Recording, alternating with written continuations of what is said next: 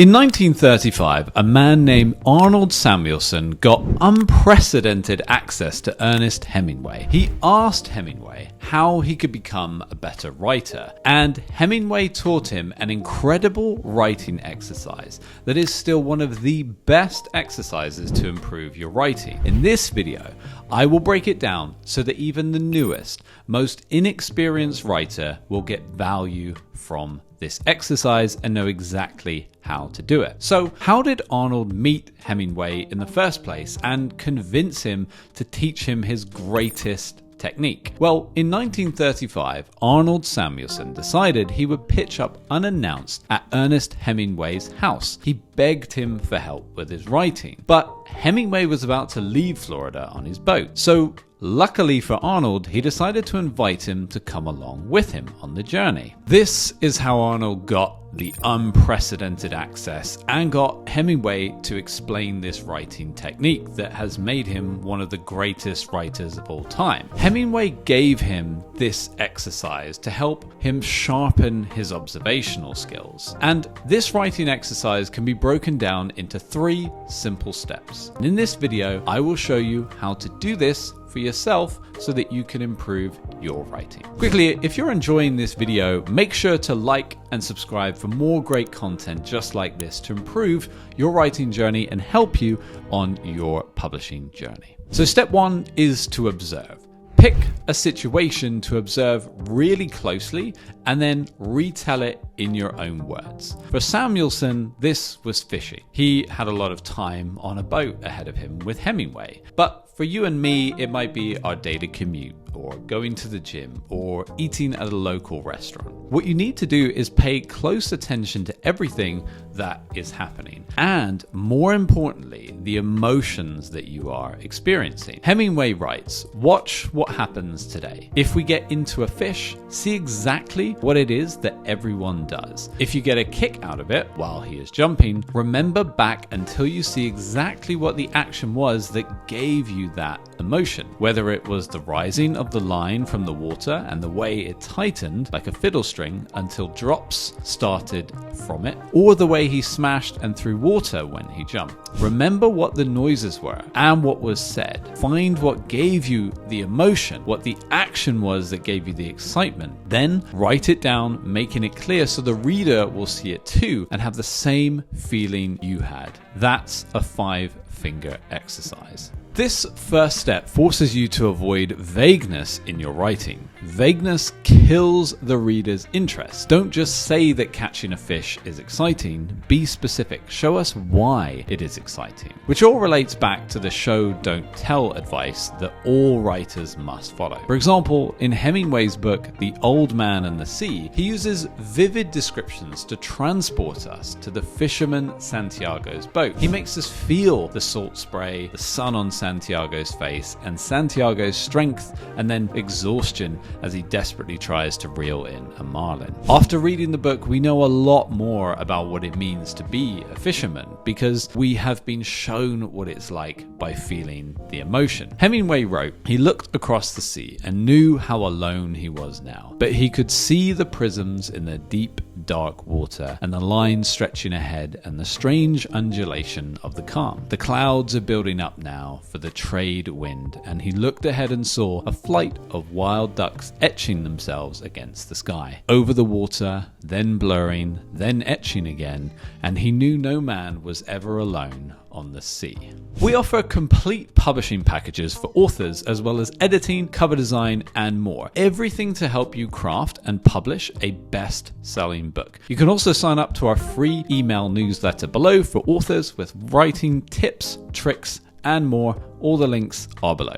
So the second step in this writing exercise is to practice empathy. And by practicing empathy, what I mean is paying attention to the emotions and reactions of others in the situation that you're observing. Empathy is the ability to understand and be sensitive to the feelings of others, to be able to see the world through another person's eyes. Hemingway told Samuelson that it was vital for a writer to develop a strong sense of empathy. He wrote, "Then get in somebody else's head for a change.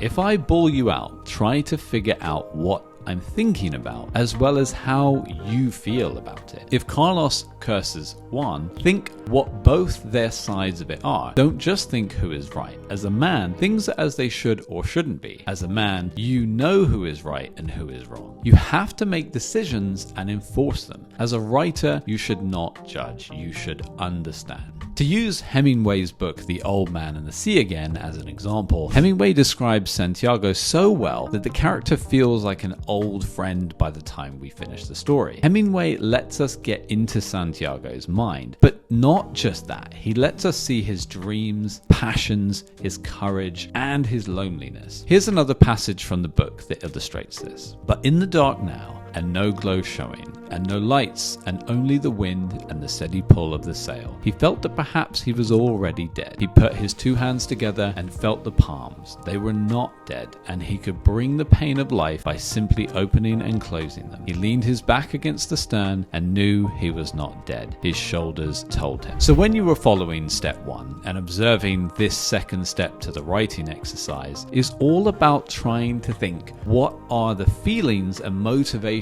of those you are observing around you? What might the person be thinking who tried to cut in line in front of you? Why do you enjoy a day at Wimbledon while your friend finds it boring? Imagine what it's like to be in the other person's shoes. If you write non-fiction, you can use empathy to think more about how to explain the points of view to others or key concepts that they need to understand on the topic you're writing about. Why would others have a different opinion to yours? Or what might others be struggling with? Above all, practicing empathy encourages us to think about our readers, and after all, that's who we write for. How can our writing engage and entertain our readers? How can we weave universal themes into our writing that they can relate to and ultimately be inspired by? The final step in this writing exercise is repeat. Repeat steps 1 and 2. In other words, practice, practice, practice.